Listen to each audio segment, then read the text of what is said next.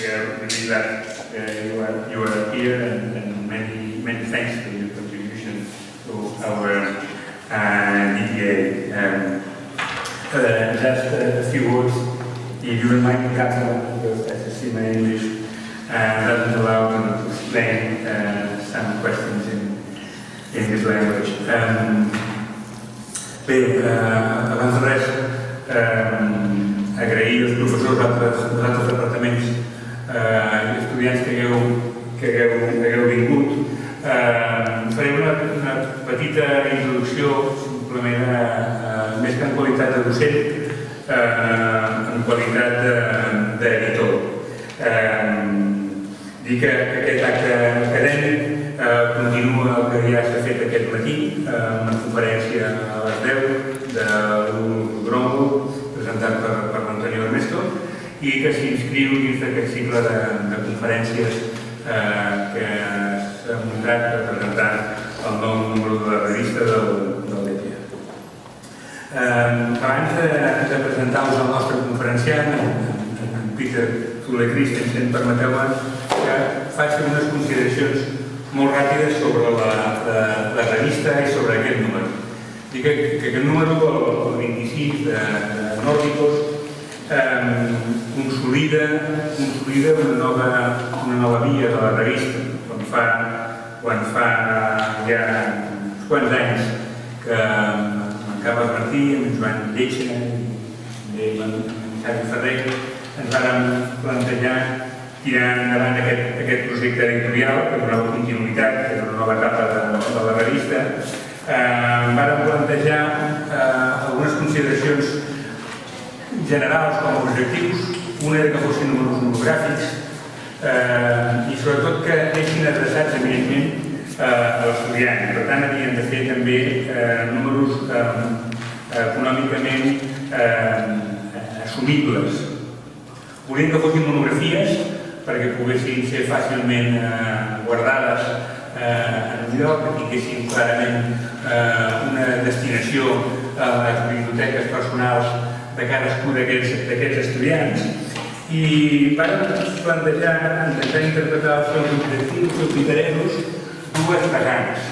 Una que es centrava, que explorava determinats temes que creiem que podrien ser d'interès instrumental per ells, i dintre d'aquest àmbit van sortir alguns números, un d'ells va dir casa, secció, forma de memòria, cota zero, i una altra vessant que va ser la d'abordar obres en principi senceres, si no podien tenir la condició de rigoroses antologies, però sí pretenien abordar les obres més rellevants d'arquitectes que consideraven, des del nostre punt de vista, que no havien estat suficientment divulgats.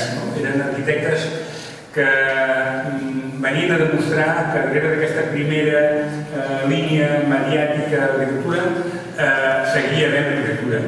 I aleshores nosaltres, des de la nostra modesta contribució, vam pensar que estaria bé oferir aquestes monografies al seu major reconeixement. Van sortir monografies dedicades a l'Obertin, a Tàbora, a Vieste, Maxville, Rei, Cosenza, Baquini, Gardela, arquitectes impressionants que no sempre eren, des del nostre punt de vista, prou reconeguts pels nostres estudiants. I a partir d'aquí, ara fa 5 anys, va aparèixer una tercera via. Una via que, com us deia, la publicació d'avui consolida. Era una via dedicada a l'exploració, en aquest cas monogràfica, de determinats llocs. Si la primera era temes i la segona era arquitectes, aquesta tercera era llocs. El primer lloc que va sortir, paradoxalment, va ser Tapiola. Tapiola, la veritat és que vam estrenar llocs, com a vessant, vam estrenar també una nova manera de relacionar-se a la revista amb la figura de l'editor convidat. Arrel del contacte amb el catedràtic de projectes de València, en Jorge Torres Cueto, va aparèixer la possibilitat de poder publicar uns treballs que ells havien realitzat, el seu grup de recerca a l'IMPAR, al voltant de Tapiola, que com molts de vosaltres sabeu, és una experiència residencial esplèndida que es produeix a Helsinki, en una ciutat jardí, un barri com de les rodalies de la ciutat, on un grup d'arquitectes moderns, la majoria bastant joves, es plantegen aquesta experimentació de forma residencial i de la seva relació amb la naturalesa. Aquest va ser el primer número que va tenir força èxit entre els estudiants, si atenem el nombre de vendes. I posteriorment hi va succeir un segon número dedicat a llocs, en aquest cas ens vam anar cap a l'Amèrica Llatina, titulat Bogotà, i ara tornem a terres escandinaves amb aquest darrer número titulat Nórdicos, que torna una altra vegada a plantejar aquesta relació pràcticament d'editor convidat com aquell primer inici, tot i que si allà l'epicentre d'aquesta relació era el Jordi Ros i aquest grup de recerca de l'Escola de València, en aquest cas la relació localment és més propera, però en qualsevol cas també al voltant de tot un conjunt de joves professors que es plantegen una aventura editorial arrel de la seva coincidència amb el màster dirigit per Antonio Ernesto, que els proposa, no sé quan volien resistir-se, suposo que no molt, tirar endavant aquesta aventura editorial i que nosaltres vam agafar encantats.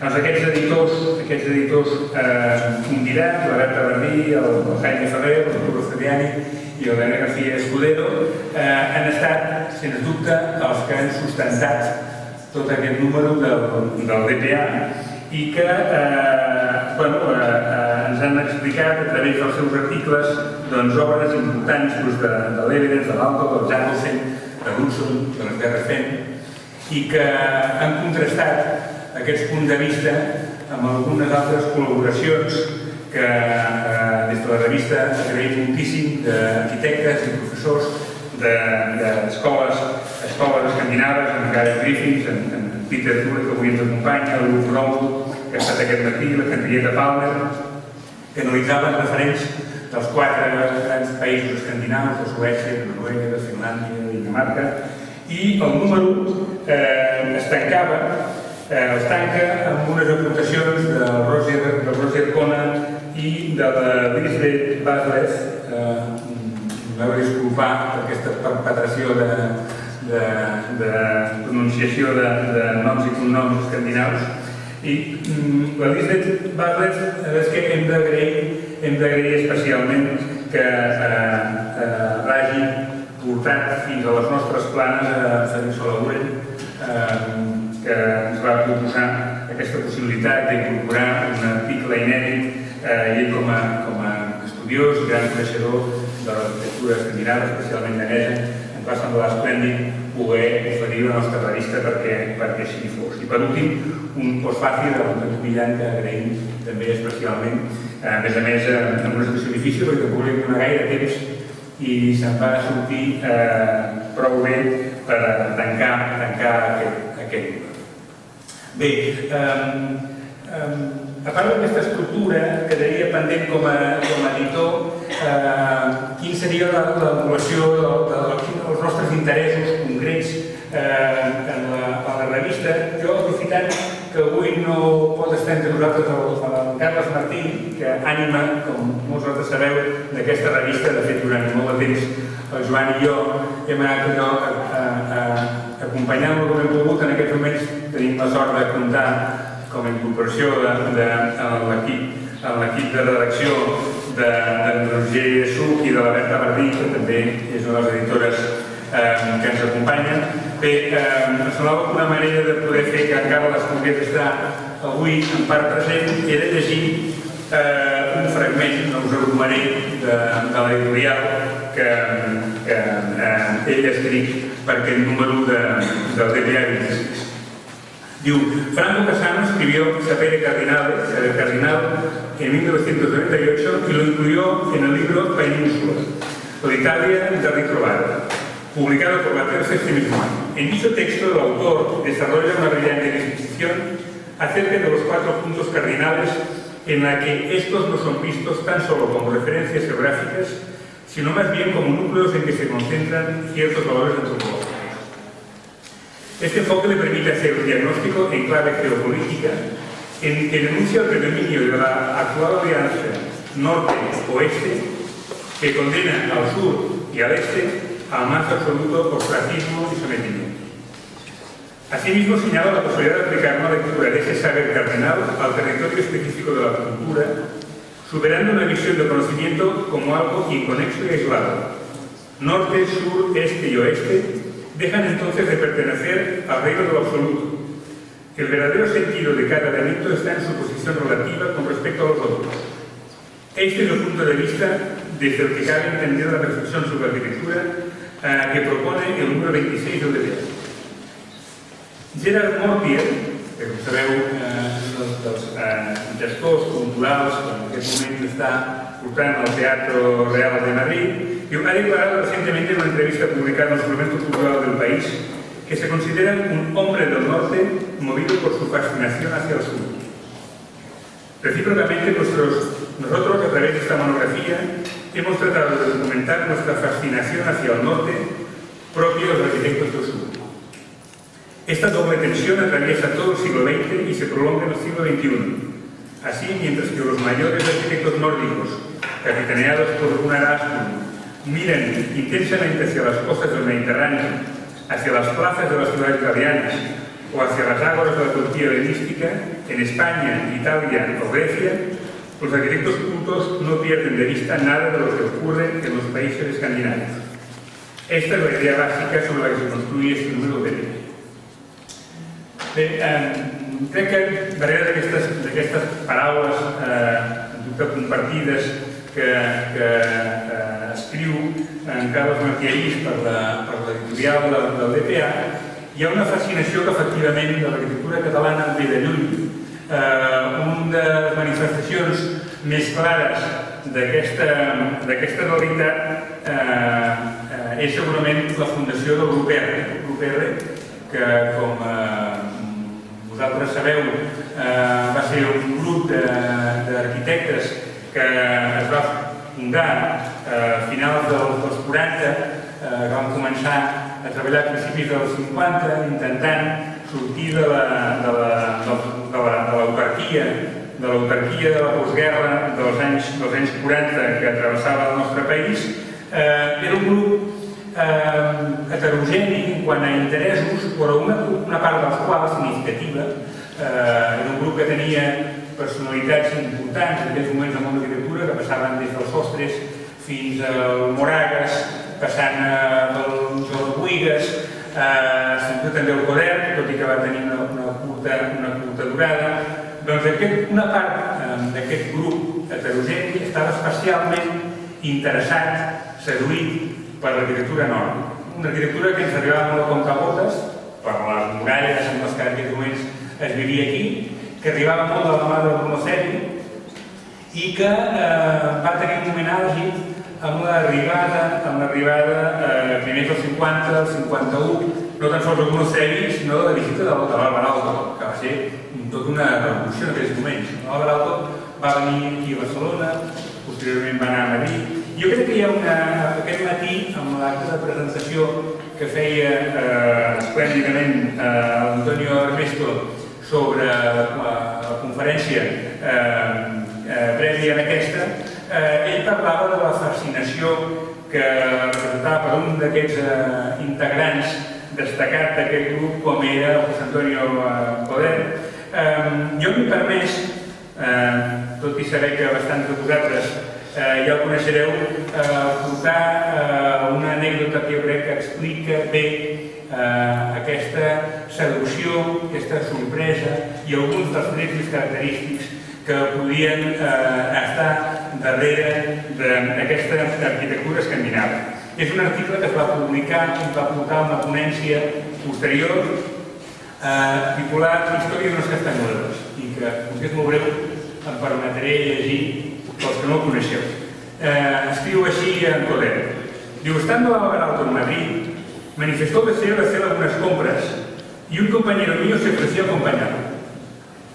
Como el tráfico era muy intenso y resultaba prácticamente imposible encontrar aparcamiento, dicho compañero dejó solo a Auto en una tienda y después de dar varias vueltas lo recogió otra vez. Auto mostraba gran satisfacción por una compra que había hecho y que mostró orgulloso a su compañero. Se trataba de unas magníficas castañuelas. Mi compañero le preguntó cuánto le habían costado y al decirle a Auto el precio, aquel montó en cólera y volvió inmediatamente a la tienda. Allí protestó, pero el dueño le dijo que el precio era justo, que él le había mostrado primero castañuelas baratas para turistas, después otras mejores, y que finalmente a Auto se había llevado las mejores castañuelas que había en la tienda, unas magníficas castañuelas de concierto. Ni qué decir tiene que Auto no era, ni creo que lo sea ahora, un entendido en castañuelas.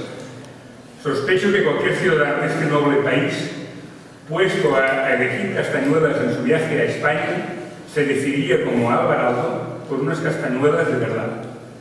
I aquí acabava la comunicació que explicava aquesta sorprenent situació que havia compartit amb Auto. Jo, pel que després vaig poder saber, aquest amic que va acompanyar l'Auto era el Fernando Chuecaboitia. Això passava l'any 51, evidentment en pessetes. Sembla que el preu de les castanyoles barates per turistes era de 4 pessetes i el preu que li van vendre a l'Auto les seves castanyoles eren de 450 pessetes. És a dir que no m'estranya la sorpresa de don Fernando Chuecaboitia quan va averiguar el preu al que havia comprat a l'Auto de les castanyoles.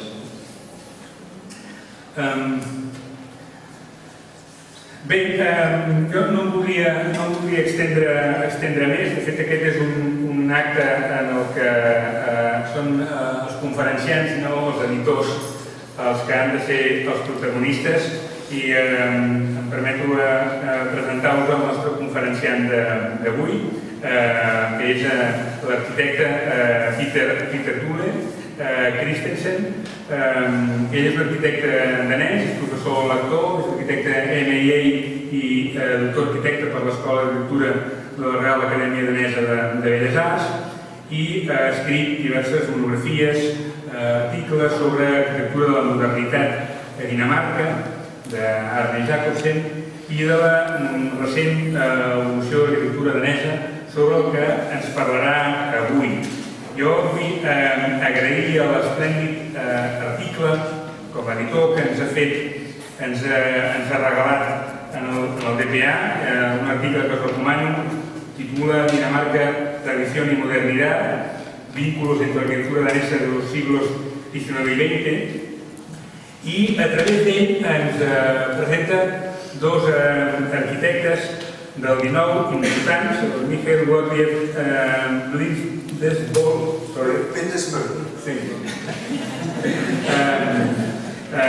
el reconeixereu pel Museu Thorvaldsen de Copenhagen, i l'altre és més fàcil, l'altre és el Christian Frederik Hansen.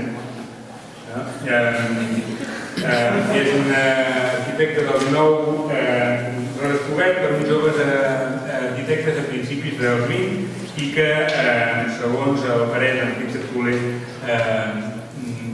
formen una especial influència en l'arquitectura contemporània danesa.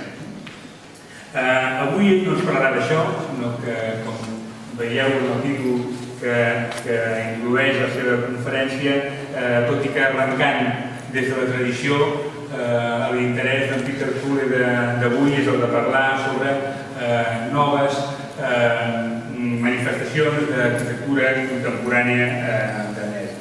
Jo vull acabar dient que com a editor, per nosaltres, treure aquest número i a més fer aquesta de conferències ens fa més contents que unes castanyoles del senyor Alto. Bé, moltes gràcies. Thank you very much for the kind invitation and very kind introduction.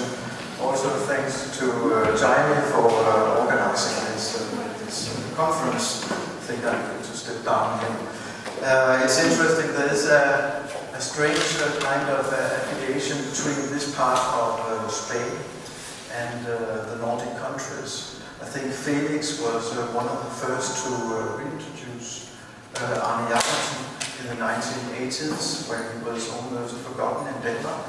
Then Felix wrote his book, and since then there has been a kind of interest and vice versa between Denmark, for instance, and this part of Spain. I don't know why, actually, why there is this interest in Jacobsen and Utzon, especially from this part of Spain. I think it's interesting. So you also have PhD students, for instance, Jaime, actually making thesis about Utzon. So there's a kind of connection between Barcelona School, Catalonia, and Denmark and the Nordic countries. Not the same affiliation between Madrid, for instance, and Copenhagen. It's in a way, interestingly, it's Barcelona, and then it's Copenhagen. This is a strange kind of connection. So I'm very pleased to be here, and I know that I am in safe hands. I know and maybe a lot of you already know a lot about contemporary Danish tradition and have been there. I would like to start showing this example of a contemporary Danish building. In fact, it's a contemporary Danish building designed by a British architect, Jordi Ros, who runs his studio in London and who teaches as professor in Delft. So in a way, it's a project from a globalized world where architects from different countries build in other countries than where they were born. On the other hand, I think it's a Danish project. It's placed in Denmark, and I think that Jordi Ros has paid a lot of attention to the context, not only the site-specific context, but also the Danish building culture as a context.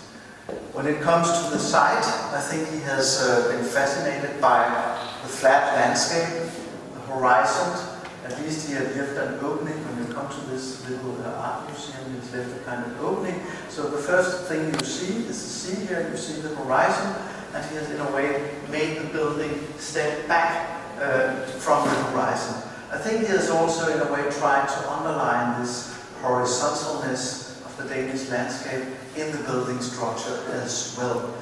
And when it comes to the building itself, I think it reflects an interest in the Danish building tradition. It's a brick building, which is quite common in Denmark. It's even white-painted brick building. You often have that in the vernacular Danish building culture. At the same time, it has some modernist traits, for instance, this abstractness. There's this repetition here that you can find in, for instance, Arne Jacobsen's hearing smoke bridge from the 1930s. So I think he has been looking a lot to the Danish tradition before building this project, before designing this project. On the other hand, it's also a very international project. It's a typical art museum that a globalized middle class would expect everywhere. It has this spaces, exhibition spaces without any windows. That's what we call the white cube. So in a way, it also reflects a very international concept of how a contemporary modern art museum should look like. So it's not only a regional building, it's also a building that is in a way international and accustomed to what you would expect internationally an art museum to be. It's interesting that this is actually maybe the most Danish contemporary building I can find today, and it's designed by a British architect. Because the fact is that contemporary Danish architects, they don't pay a lot of attention to their building culture or to their tradition or to the history. They pay more attention to what's happening in Dutch architecture or in Swiss architecture or maybe in Spanish architecture or British architecture. They're not that much aware about their tradition. They're not that much reflective They don't reflect a lot, they don't theorize a lot in Denmark. They have this kind of animosity against theorizing. That's typical among Danish architects. We don't like to theorize a lot. We don't like to talk too much about the architecture. And I think that might also be a problem of contemporary Danish architecture, because I think today you have to reflect about your architecture to become a good architect. We can see abroad that the cultures that have success in architecture, like Switzerland or Holland, for instance, they are very reflective. They are also good at theorizing what they're doing. They are very much aware about what kind of contexts they are building into, much more aware than contemporary Danish architects. The question could also be, why do we need a specific Danish architecture? Why do we need a specific Spanish architecture in a globalized world? And it's in a way a relevant question, because it comes quickly to this kind of nationalistic idiom that Danish architecture, well, it's about modesty, it's simplicity, it's functionality, and that's the essence of Danish architecture. And if you look at a national architecture this way, you somehow close the possibility also of transforming your tradition, or changing the tradition, or bringing something new into it. So I think it's important that you, if you want in a way to deal with site-specific or regional tradition, that you don't try to close it in a very essentialistic way of thinking. However, I think it's important to have these kind of regional traditions, because they are going to feed the mainstream culture. I think without any kind of subcultures in architecture today, the mainstream culture, the globalized mainstream culture, would dry out if we didn't have any of these regional subcultures. I'll come back to that again. Yeah. First, I'm going to tell you a little bit about the background, the prehistory of the Danish tradition, 19th and 20th century architectural tradition.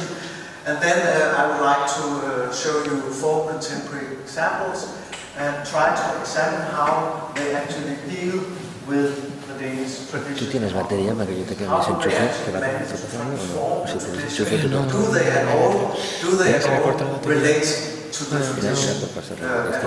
That's somehow the key question, the leading question in this lecture.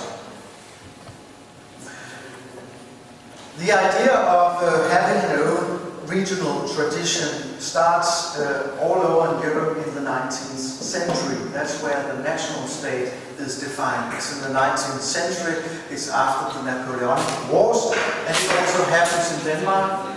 Young artists from the Golden Age period in the beginning of the 19th century, they start going out into the Danish landscape and paint ordinary daily life motifs like this provincial town in the outskirts of Denmark. And that's something new at that time. Artists start being interested in a way, finding out what does our own tradition mean to us. Not only going to Rome, not only going to Italy, not only trying to find out the classical, the Mediterranean tradition, which has inspired the Nordic architects, but also trying in a way to find out what does our own tradition, what does our regional tradition means to us. Maybe we could use it in an artistic way, maybe we can get informed by it. This is typical by an artist like Dagmar Dreyer in this painting.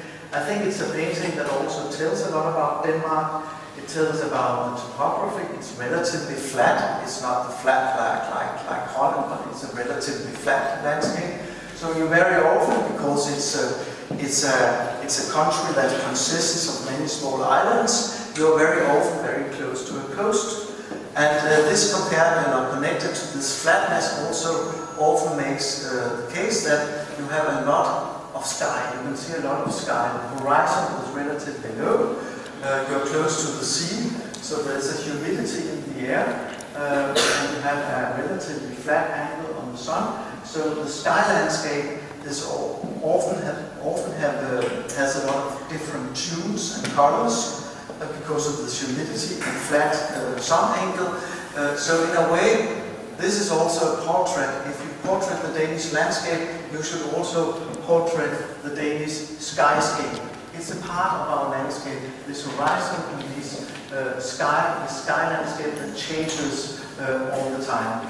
You can also see that it's not a wild nature like in Norway. I don't know if Ulf showed any pictures of the Norwegian landscape, but that's a very wild mountain landscape. This is more like a cultivated landscape. It's settled. Most areas in Denmark are settled. There are very few spots with wild, untouched nature. Otherwise, it looks almost still a little bit like this, like it did at this. You can also see we have a kind of vernacular tradition, which is quite homogeneous, with tiled roofs, white painted, half-timbered brick houses, and there's not a big difference between the big estate, the fine brick house, and then the smaller one. It's very much a homogeneous culture where the small house looks a little bit the same as the big house. Denmark is about 25% bigger than Catalan, I think, but it has only 5.5 million inhabitants. You have about 7.5, I think. So it's a little bit less settled than Catalan. And it has about 7,000 kilometers of coast. So though it's a very small country because of these coastlines, because of this archipelago landscape, it has, in a way, seems maybe bigger than it actually is as a country. This tradition, 19th century tradition, also informed architecture in the 20th century. Actually, you can, I think, talk about a tradition, an architectural tradition, by talking about leitmotifs. When you talk about leitmotifs and some specific themes or leitmotifs in the tradition has been important, then you don't talk essentialistic. It's in a way objective. You don't say, okay, Danish architecture is about modesty, simplicity, blah, blah, blah. You say, okay, we can actually trace some leitmotifs, some forms that interested architects throughout the centuries. And that's what I'm going to try now, very shortly, brief, in order to introduce the Danish building tradition. I would say, we can actually say we have, in the 19th century, we have three important leitmotifs that inspired architects in the 20th century. We have a neoclassical tradition launched by, among others, C.F. Hansen, which you mentioned before, which is a kind of Doric classicism with a very few monumental spots, but then housing that are very anonymous. So this combination of being able to design something very anonymous, this is designed by C.F. Hansen. The church is also designed by C.F. Hansen, and you can see a temple gable here, it's also designed by him. But he in a way manages a very subtle, a very modest, anonymous building style, at the same time a very monumental version of the classicism, inspired by Ledoux and Baudet and French revolutionary architects. Then we have, after him, a historicist tradition launched by Gottlieb Bennesbø, that you also just mentioned in the introduction. In the about 1850s, he designed this asylum for mentally ill people, hospital for mentally ill people, in a, again, very reduced formal language. There are almost no ornaments. There are this kind of repetition, there's a kind of roof landscape that makes this building look almost like a crystal, or almost like a shape which is made by nature itself. And that's also, I think, a theme that we can find in the 19th century Danish architecture. It's the fascination of seeing architecture as a continuation of nature. Not that architecture should copy nature, but that the formal principles in nature are the same formal principles or design principles that you can find in architecture. I know that Utzon, for instance, is very fascinated by nature forms. And you can see that as well by this romanticist, historicist architect Godwin Bindesbøll. But he also manages to build what is called in Danish architectural history the first Danish house, a kind of copy or inspired by a vernacular Danish farmhouse that it would typically look in New Zealand. On the other hand, if you come close to it, in the interior, it's still that Pompeian interiors looking like a Roman thermal bath. So it's not just a simple Danish house, it's not just a vernacular tradition, it also fuses in this interior with a Mediterranean tradition. And I think it's typical that you can find maybe things you think is Danish in these kind of projects. On the other hand, you also find things from the Mediterranean area or from German romanticism, this crystal-like shape, this way of organizing a building.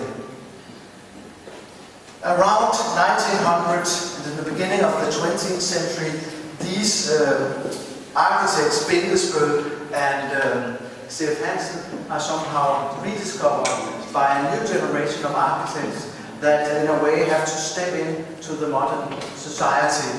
The young architects, Carl Petersen and Ivar Benson, are very inspired by C.F. Hansen's ability to have contrasts between the anonymous parts of the town and the monumental parts of the town. They feel that it's interesting to see after historicism that you can actually manage to make something boring, something dull, something repetitive, but in an elegant way. You can actually, you don't have to make every part of a building busy. It doesn't have to look like Gaudi, so to say. So they propose, in a competition proposal, this kind of project, a housing project. And we are saying 1919. I mean, it looks like something that Giorgio Grassi or Aldo Rossi could have done in the 1980s on one of their good days, I think. And this is in a way a classicist project. There are a few classicist detailings, but it's also a modern project. It's a modern project belonging to an industrial culture, an industrialized culture with its repetition, its emptiness, its lack of any kind of monumental buildings. Actually, the only monumental parts, that is these four gates, which have nothing in them. So we can say it's a kind of celebration of the lack of a monument, which is then monumentalized, this lack of a monument. And you can also find an arts and crafts, Danish arts and crafts architect like P.V. Jensen Klint being very inspired by Godwin Bindesbøll's hospital here. This also informed by German expressionism in this period. So somehow he managed to fuse, to mix this kind of Danish vernacular tradition with a kind of interest for crystalline shapes that you, for instance, meet in German architecture by Montauk and some of the German expressionist architecture. So this could be kind of continuation of this line. And in around World War II in Denmark, you also, among architects, get a desire for using cheap materials, cheap industrial materials to make fine housing that is not somehow show-off housing. It's not an architecture that is going to tell that the people living there is wealthy, but it's a very sophisticated architecture dealing with cheap materials, but in a sophisticated way that we can see here in these very fine atelier houses by Leopold Nielsen. It's not a roof like this, but it's an Italy roof, which was originally only used in industrial buildings at that time, the 1940s, but because it was during the World War II, you had to use cheap materials, and then it's tarred bottles here, so it's also something that you would normally expect to find in a cheap workshop building or magazine, but he actually uses it in dwellings for artists, introducing ateliers. So this could also be a continuation of this line from Petersburg. And you can continue further in the 20th century, because Arne Jacobsen, though he is actually known as a modernist, first a functionalist architect and then a modernist architecture, he is still very informed by this tradition by Carl Petersen and Ingvar Benson, for instance, in this actually modernist town hall in Söderort here. He has the same way of repetition, he has the same way of only putting effects on a very few spots, having a contrast between the anonymous part of the building and the monumental part of the building. So in a way he continues, but in a new language, this classicist tradition that you already have in the 19th century. And you have Husson, as I mentioned before, being inspired by vernacular tradition, vernacular buildings, contours, and also crystal-like shapes. Or you have a very important Danish office that you didn't mention in your introduction. It's called Vandkunsten. It's an old hippie office, left wing, very fine hippie office, designing interesting housing projects, involving the people, involving the users, having common houses, and so on. This is a very important office in the Danish tradition. They're not so known outside Denmark because their architecture is not flashy. It's more this. How do we go back? So it's more this unflashy, unspectacular line that they somehow reintroduced in the 70s, where you have student revolution and all this kind of stuff. They say, okay, there's actually something we can use in this tradition. We can use in this. In our new architecture. So that was a very brief survey of Danish architectural tradition in the 19th and 20th century, but I think you can see that there are some leitmotifs that you can actually trace in the tradition. And it's not about, I think, modesty or simplicity. I think some of the projects that I just showed you, they're not simple, they're not modest, no, they're very radical, they're very modern. So I think I would also like to give you another picture of the Danish tradition, that this simplicity, modesty, functionality, which has often been the argument. So I'm going to show you 4 contemporary examples. It's based on a research project that I made together with 2 other guys in Denmark recently. We wanted to examine how Danish architects actually work, contemporary Danish architects actually work with the tradition.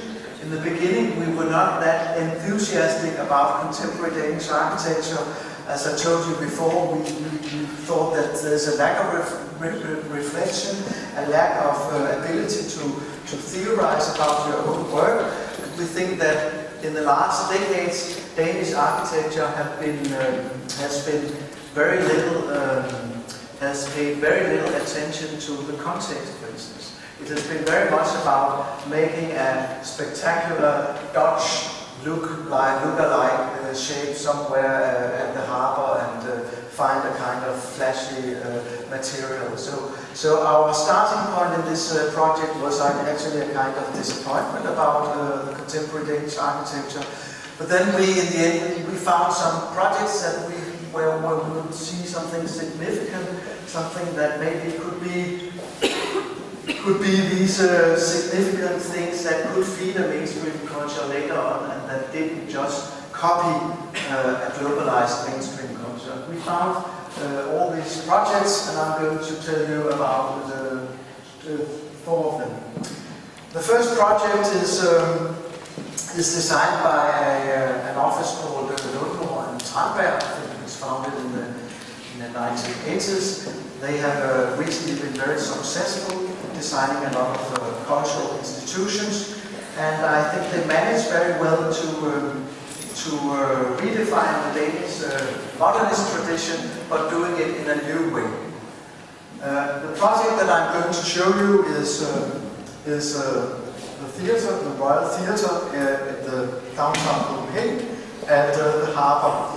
And I think it's it's very much typical for contemporary Danish architecture that there is this desire for making a relatively diagrammatic, relatively simple, understandable form. And that you also have this tradition, especially in the 1960s, where you somehow separate things from each other. You separate the functions, you separate the tectonic elements in a building. The base is separated from the roof. This is desire of separating things, of making things very simple. You can also trace this wish for making diagrammatic shapes or simplicity in a project like this. However, it also has something else. It has a very contextual and very picturesque way of making textures. And by picturesque, I mean this old British tradition where you put emphasis on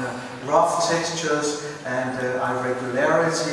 You make things look like if they were from the nature, the hand of nature. So this desire of roughness in materials and so on, you can call picturesque this desire of making things look as if they were not designed, as if they just so happened out in the nature. You can actually see that they combine this tradition, this modernist tradition, with a more picturesque tradition.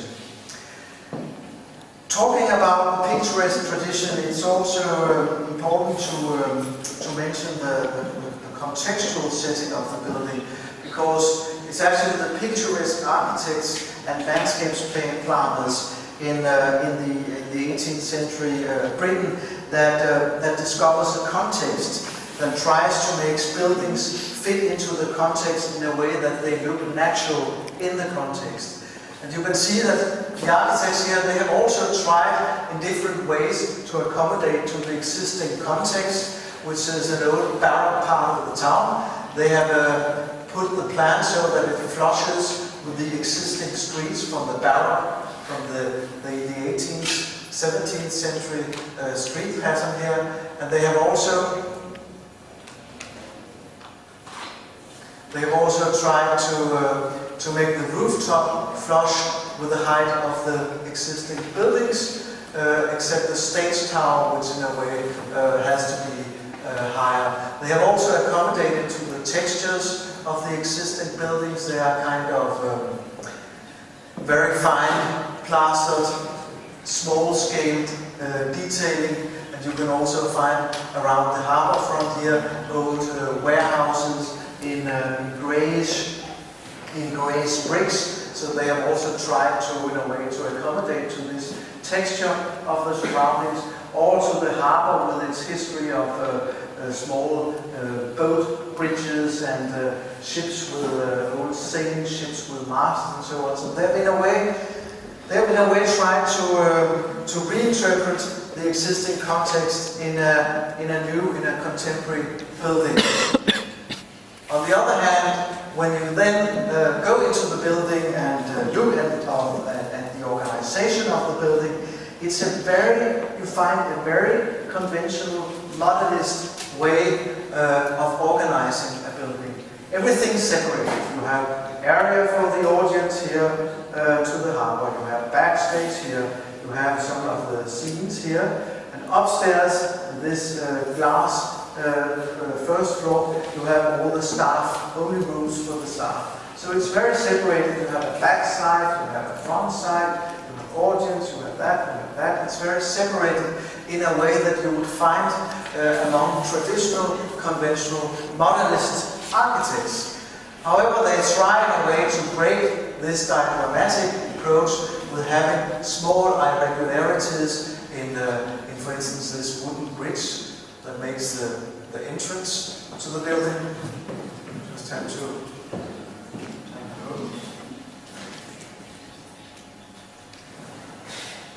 And small, you can also find small irregularities, for instance, in the way they put this street, this internal street.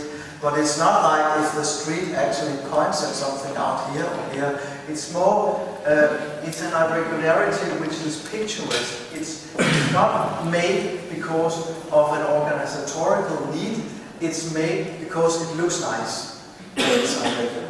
So it's in a way a very coquette approach to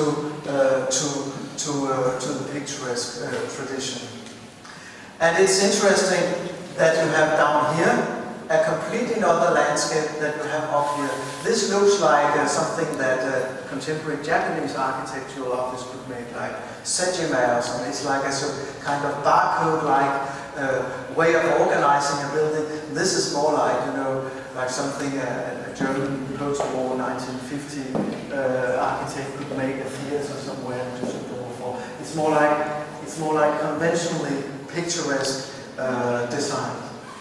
So you have this underworld for the audience, which is cave-like, which is picturesque, which have these specially burned brickstones and small irregularities of this very dramatic main auditorium.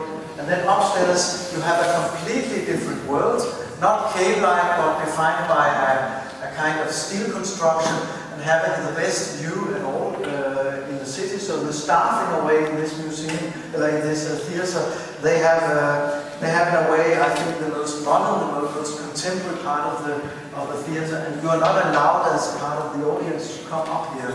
So they've taken the beletage, you would say, for the staff. I think it's also a nice. It's not that it's a horrible building, but it's in a way a strange collage. In a way, it's a very postmodern building. It's a very collage-like building, and you can see how they, for instance, do not manage to integrate the existing city on the backside. It's a very closed backside with the windows that are placed irregular on this backstage. These are actually only a big backstage area, so there's no reason for the windows to be like this, but it's only again because it looks good.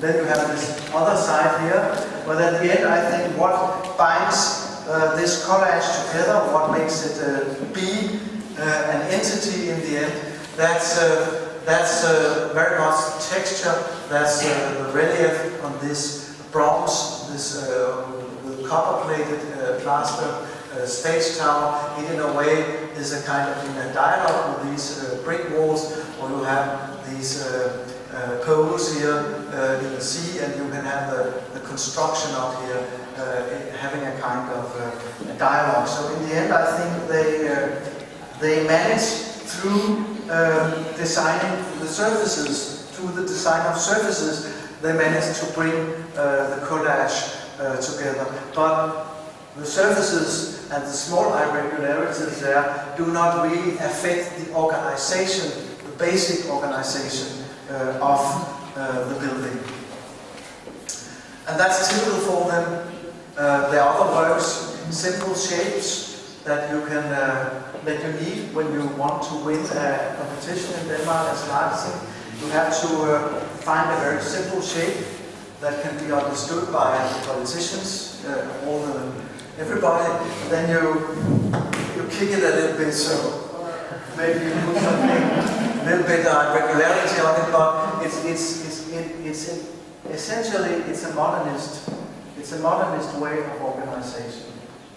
This student housing have the same rooms for all the students, exactly the same, but they are just made a little bit different, but it's exactly the same rooms behind. So it's an image of irregularity, and you can see it here in the Newton project, which is quite beautiful actually, also with this big park. Relatively simple, simply organized shapes, and then there comes this picturesque element into it. On the other hand, I think they work very well contextually, and I think they're very good at working with materials, but also in a conventional way. So they use materials like copper, like wood, for instance. And who do not like copper or wood? I mean, it's in a way established. It is materials that are always established, that are already established as materials that we like in general. But it's not I mean, now it sounds like as if it is a bad office. I don't think it's a bad office, but I think it's very typical for the contemporary Danish architecture right now. The second project is by Jordi Ros, a young office established in 1999, run by a lady called Jordi Ros. The other office is, by the way, also run by a lady. The most successful Danish architects are women right now. And funnily enough, every time they have need partners, they get a lot of young men as partners in their offices, but they're still run by this Jordi Ros or Strandberg. Jordi Ros is in a way, I think, a very experimenting, after Danish circumstances, experimenting architect. She might not be aware about it, but I think she has a kind of link to the existing tradition. This tradition about having a conventional pitched roof and then twisting it or wedging it so that it becomes unfamiliar or becomes modern, or this idea of having the same material that you had in this Aarhus University from the 1930s, the same materiality all over the place. She in a way also repeats in a contemporary building like this sports building, the prison, or in her own water tower here. So she very often works with prisms, and I think that is a kind of link to Danish building traditions in this way of working. Here we have a sports building in relatively central in Copenhagen. It takes 4 existing buildings, take the shapes of the pitched roofs, and reintegrates the shape into a new form. Like as if it's just take something in the computer and then pull on stretch, and then you have this form. In a way, it accommodates to the small industrial buildings that you can find in the neighborhood, which are also covered by cheap industrial materials. I think it also, this shape tries to, in a way, to accommodate to this building. On this side, it makes sense that it sets back, but when you're down in this street, you don't understand why the symmetry of it. Maybe it could have been underlining the street, I don't know. But it's in a way, I think it's an interesting building because it's not just picturesque. It's actually, there's a reason for the things that they look like this to provide a big sports area. And there's a reason for this. This cladding of polycarbonate. It's placed in an area or a border where you have these small industrial buildings. And this polycarbonate plates makes it possible for you to have the same surface also on the roof, so that in a way, in a very cheap way, you can wrap a huge area for sport activities and have this interesting kind of transparency. And inside, I think you don't get disappointed. I think she managed to have the same way of shaping, the same way of designing the inside furniture, room for the audience, as you would expect when you come from the outside. So in a way, I think she uses this strange, this main prismatic shape. She actually managed to use it in an interesting way, in dialogue with the interior of the building as well. So you have, in a way, you can have a lot of different activities in here.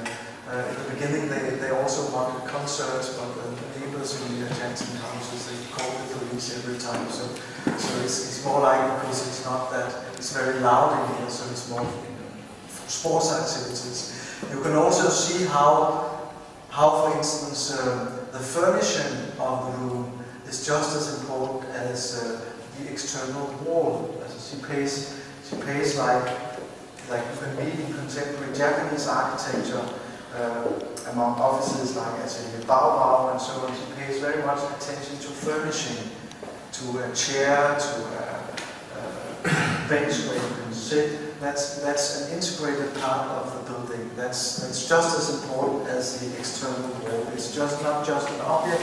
You also have elements inside this building being just as important as the external frame of the building. Here you can see some of her other projects. Jacobsen Arne Jacobsen school. She has renovated with a new basement under Munkegårdsskolen. Again having these prismatic shapes that you also have in this water tower rearranged for dwellings.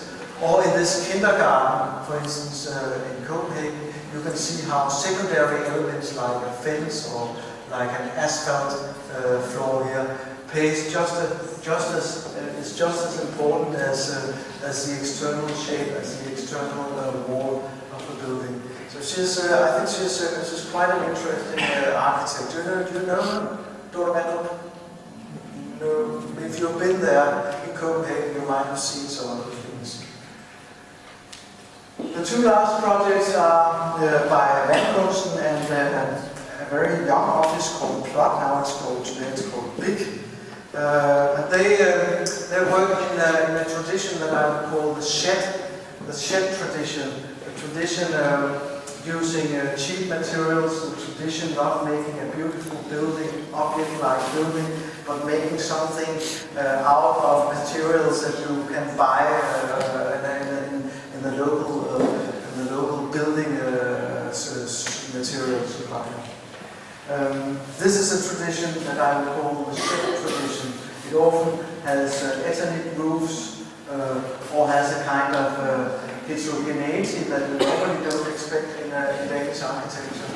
And especially Vandkunsten, I showed you this housing project in the beginning, especially Vandkunsten is very much informed by this tradition from the 1970s and on.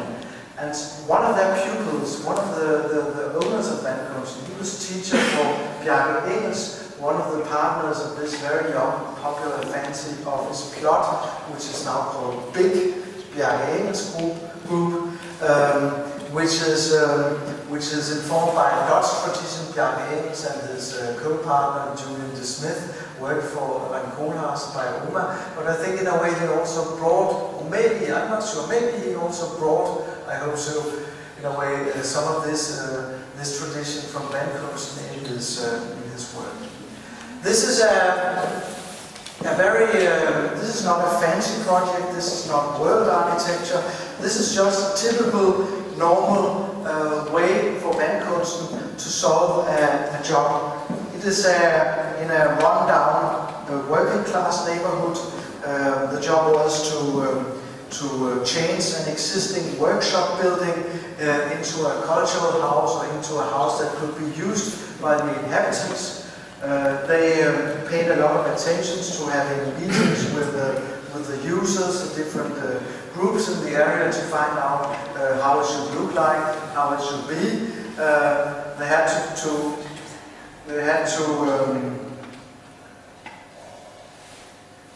had to tear down part of the workshop building. This is the existing workshop building. Then they made a new part, the same shape as the old building. They had to tear down because it was too bad. But what's interesting is that they put a kind of new surface around the building to get isolation and to, in a way, to build the two parts together. But they don't try to make the system flush. They accept, in a way, interference between the different systems. So this is one system, the windows is another system, and it makes an interesting, picturesque, you could say, variety or regularity, but a regularity which is they don't pick up themselves, which is because there was actually windows there in the beginning. So that's why it looks like this. And okay, we need a stair here. Okay, well, we just put a stair here. I mean, no big deal. It's not a problem that it continues in front of the window. We in a way accept this way of working. It was also a very cheap building. There was no money for it, so they didn't have money to repaint it, for instance. But they accepted leaving the original walls in the old workshop building, the original ceiling, but just reinforcing it with some new steel profiles that they could buy locally. I mean, it's not expensive to do like this. This is a new part of the building. This is this part here, and they did what no modernist architects would do in Denmark: make a window like this in concrete, in the new concrete attention to the new building here, just because, well, it would look strange if it was orthogonal when all the other windows in the existing buildings are like this. So in a way, I think more than you will see in the first theatre, in the Royal Theatre, except that old and new is mixed. They don't try to separate the different layers in a building in a very clear way. So I think that's an interesting tendency, and they can do that because they have this very informal approach to design as they actually have. This is how it looks. Extremely cheap. There was no money for it, so it was like local people had to help themselves. And I think it's a very nice place to be in. It's an interesting way of solving this job. And it's not world architecture. It's not a famous project. These are other projects by Vandcoats, and they are especially known for their housing projects. They're some of the best housing planners in Copenhagen here. A new social housing project called the Harbour Site, which is a mixture of social housing and owner flats which are owned, and a more exclusive redecoration of an old torpedo dock in a naval area, which they have also transformed into flats. They have kept the existing structure. And maybe the last project that I'm going to show you have a little bit of the same as the Vandcoats project. It's Plot's first breakthrough project in Copenhagen called the VM House. It's placed in a very boring new town development between the inner city of Copenhagen and the airport called Ørsted, where the idea was to try to, in a way, reintroduce the block, the perimeter block that you know from traditional cities, having a canal here, having also a metro system, a boulevard, and so on. The idea was, in a way, to try to reintroduce some of the elements that you know from the traditional city, but it doesn't work because all the shops are placed in one big shopping center. There are no shops in the ground floor, really, only very few, and it's always windy, and it's in a way too big, and there's no small scale, so it doesn't really work, though the intentions were the best. And Plot had to build a house here, and they said, okay, we don't actually like this ideal of trying to imitate a traditional perimeter block. We have to follow some of the regulations. We have to build in the corners of the block. Okay, we can do that. And we also have to build higher here where the boulevard is than on the other side. We can also do that. But we open the block so that all the apartments have this kind of interesting view and just don't only look into a courtyard as they would have done if they had just built the block. So they twist the program in an interesting way, but also in a very diagrammatic way, saying, okay, this could be an M house and this is a V house. That's also the starting initials of the two clients. They'll call something with V and something with M. So they often have this kind of funny arguments for choosing their shapes, but the idea was in a way allowing more sun into this and more view than it would be in a conventional perimeter block. The interesting thing about the project, I think, is the internal organization. Like in Le Corbusier's Unité d'Habitation, they have central corridors in this M apartment only on every third or second floor, allowing the apartments to be in at least 2 floors. So all apartments here, they are like 1 or 2, at least 2 stories high, because you only need access at one of the floors. So you have an interesting overlap of apartments, and you have what is also interesting, the idea that you can actually go into the building and then you can in principle visit all the apartments in the entire building.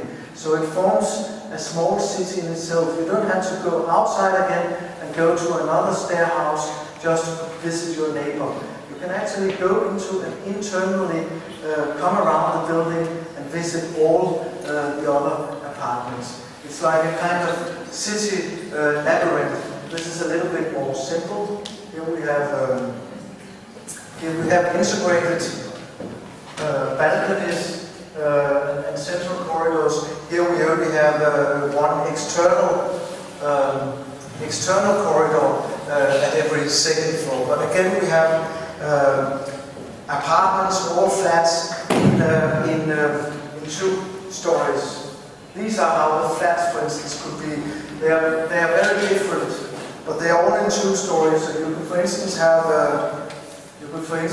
like in this flat, have the entrance up here. Come in here, then you have a possibility for going down here with a stair.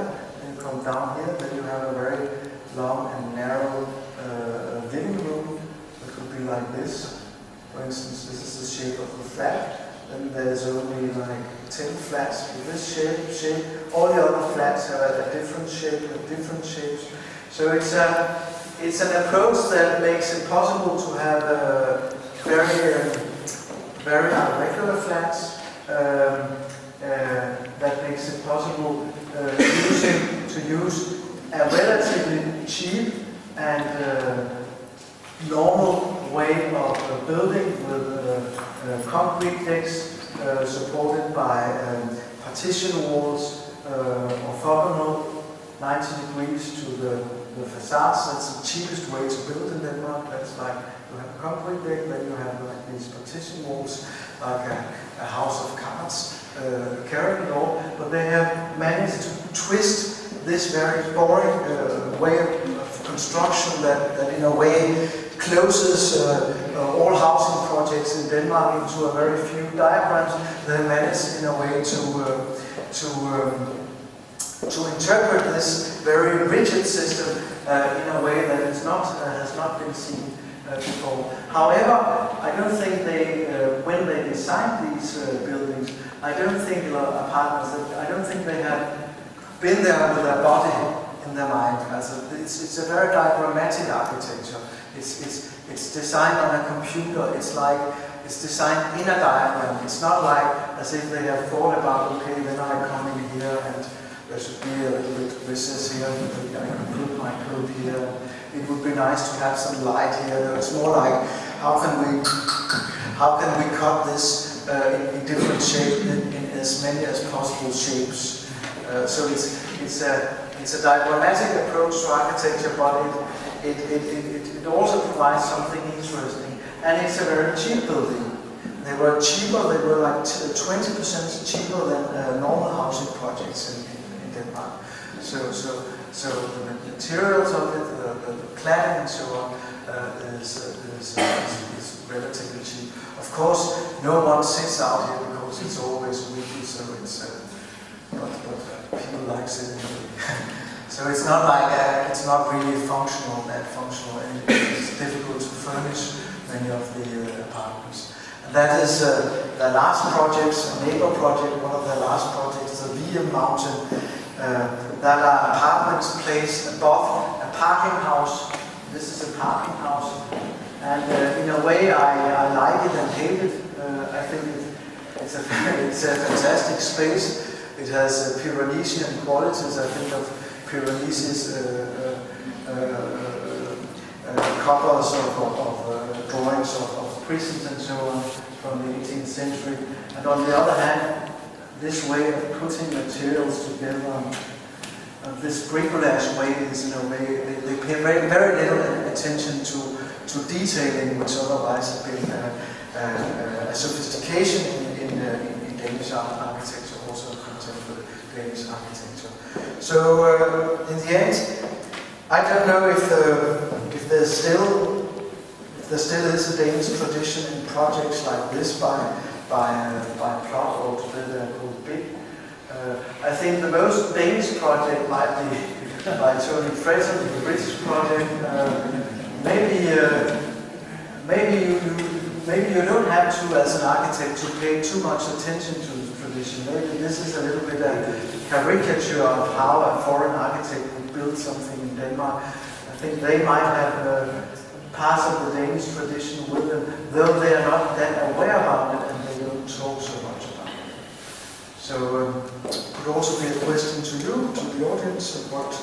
see something Danish or to see something regional in these kind of projects. Thank you for your attention.